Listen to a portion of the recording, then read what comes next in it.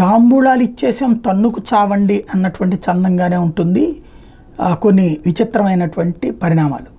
ఇందులో ప్రధానంగా ఇప్పుడు ఎదురవుతున్నటువంటి కాన్సెప్ట్ ఏంటయ్యా అంటే, రష్యాకి సంబంధించి ఎదుర్కొంటున్నట్టు ఉక్రెయిన్కి $61 బిలియన్ సాయాన్ని ప్రకటించింది అమెరికా.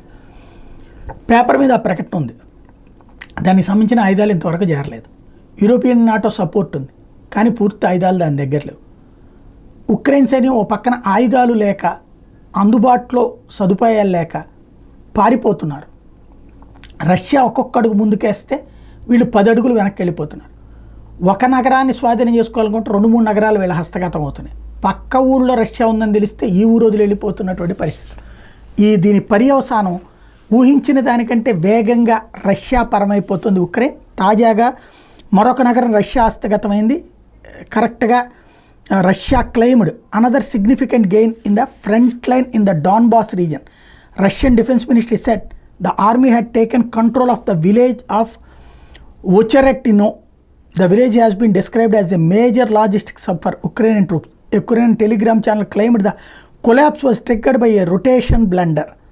ఇది మొత్తం అక్కడ అన్నీ ఏర్పాటు చేసుకుని కావలసిన ఆయుధాలు ఇవన్నీ డొనెట్స్క్ ప్రాంతంలో సప్లై చేసేటటువంటి గ్రామం ఏదైతే ఉందో, లాజిస్టిక్స్లో కీలకమైనటువంటి గ్రామం ఇప్పుడు రష్యా హస్తగతం అయిపోయింది.